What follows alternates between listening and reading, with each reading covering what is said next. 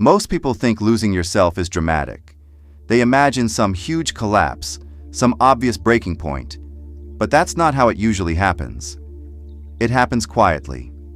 In conversations where you wanted to say no, but smiled instead.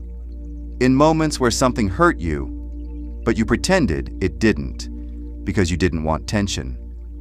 Little by little, you start editing yourself to remain acceptable. You soften your opinions. You hide your frustration. You become easier to tolerate. And at first, this seems harmless, mature even. But there's a dangerous detail nobody notices in time. Every time you silence a real emotion to protect an image, you teach your mind that authenticity is unsafe. And after enough repetition, something strange happens. You no longer know whether people love you, or just the version of you that never creates discomfort. And if at some point in your life, you've ever felt emotionally exhausted from pretending everything was fine, subscribe to the channel now. Turn on notifications because these videos are made for people trying to understand themselves more deeply. Leave a like because it helps this message reach more people who silently struggle with the same thing. And comment if you've ever hidden how you truly felt just to avoid rejection, conflict, or disappointment. Share this video with someone who constantly carries the weight of being the strong one.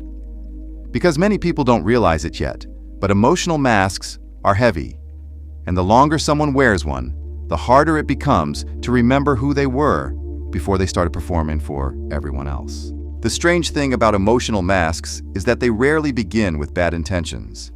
Most people create them as protection. A child learns that being emotional brings criticism, so they become cold. Someone grows up feeling ignored, so they become overly impressive. Another person is constantly rejected, so they become agreeable to everyone around them. At first, these adaptations feel useful. They reduce pain. They create approval. They help someone survive emotionally.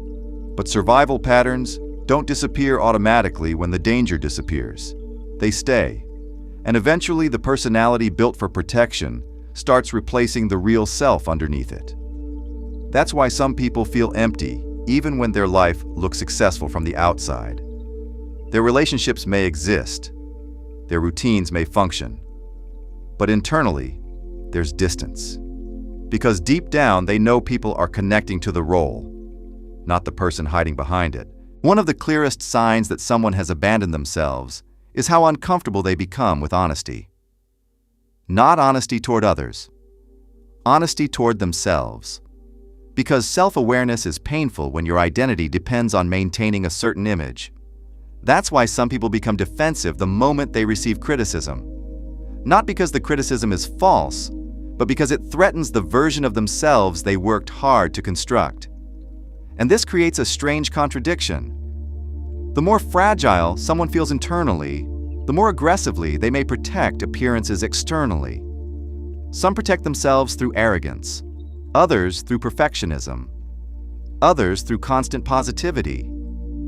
But underneath all of it is usually the same fear. If people see the real me, maybe I won't be accepted.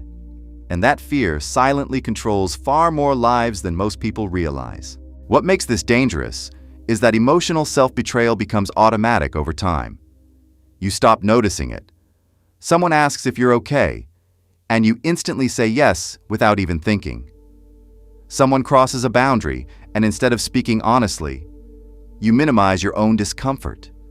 You become disconnected from your own reactions, and eventually your body starts carrying emotions your mind refuses to acknowledge.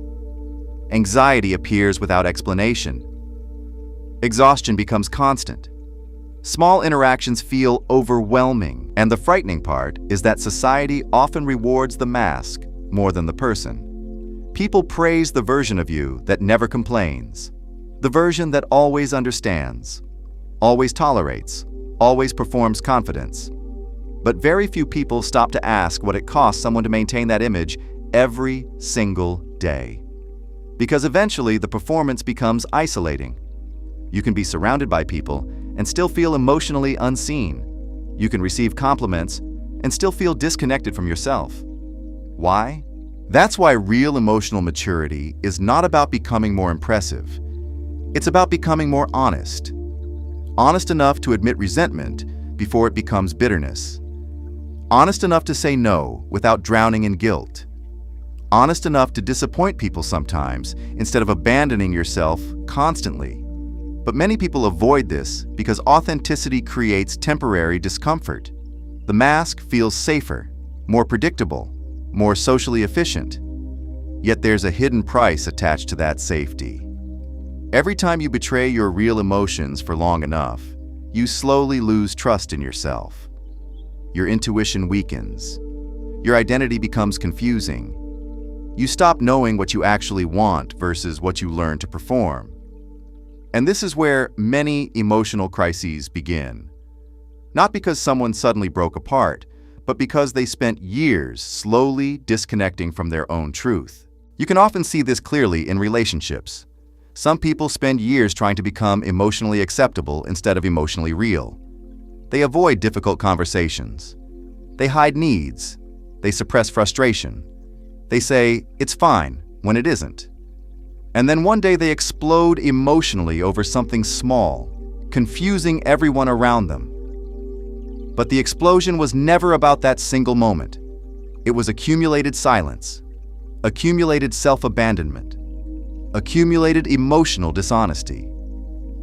Because emotions ignored do not disappear. They wait. They build pressure quietly underneath the surface.